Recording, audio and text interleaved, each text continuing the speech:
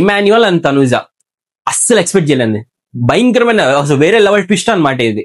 ఎందుకంటే నామినేషన్స్ టైంలో అంత మంచి పాయింట్లు పెట్టి అంత గట్టి హీట్ ఆఫ్ ది మూమెంట్ లో ఉన్నప్పుడు ఏమనుకుంటారు ఎవరైనా జనాలు, అరే మంచి రైవల్ చూడబోతున్నారా, 1-on-1 చూడబోతున్నారా, ఇమాన్యుయల్ ని ఇప్పుడు ట్రాన్స్పరెంట్ చూడబోతున్నాం, ఇప్పుడు అసలు ఏమున్నా మనసులో చెప్పేస్తాడు అని ఆ లెవెల్లో ఊహించుకుంటాం. ఈవెన్ నేను ఇమాన్యుయల్ కూర్చొని డెమో అంతా కూర్చొని మాట్లాడేటప్పుడు కూడా ఆ అమ్మాయి నన్ను సపోర్ట్ చేయనండి, నేను సపోర్ట్ చేయలేదు ఆ అమ్మాయికి అని చెప్పి ఎమోషనల్ అయ్యి ఇప్పుడు నేను చూపిస్తా, అసలు ఏంటో నేనేంటి ఇప్పుడు నేను చూపిస్తా అని చెప్పేసి అన్నాడు.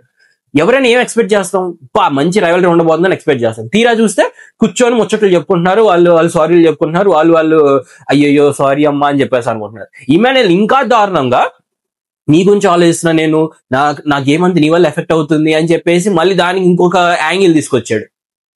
అది నేను ఇమాన్యుయల్ నుంచి ఇంకొకటి చెప్తానండి, క్లియర్ చెప్తాను, తనుజ మీద హేట్రెడ్ ఉంది, భయంకరమైన హేట్రెడ్ ఉంది, అది ఆయన చూపేయట్లేదు. That's very very very evident అనమాట. రీజన్ ఏంటి అంటే, ఇంకోటి ఆయేష వచ్చి ఏమని నామినేషన్ వేసింది స్టార్టింగ్ లో ఫస్ట్ టైం వచ్చినప్పుడు, తనుజ మీద వేసిన ఎలిగేషన్స్ చాలా పెద్ద పెద్ద ఎలిగేషన్స్ వేసింది. లైక్ నువ్వు ఎమోషనల్ గా ఏడుస్తావు, డ్రామాలు చేస్తావు, అది ఇది అని చెప్పి ఒక పెద్ద లెంతీ ఆఫ్ డైలాగ్ బుక్క తిప్పకుండా మాట్లాడినప్పుడు అక్కడ నుంచి చప్పట్లు కొట్టింది ఇమాన్యుయల్.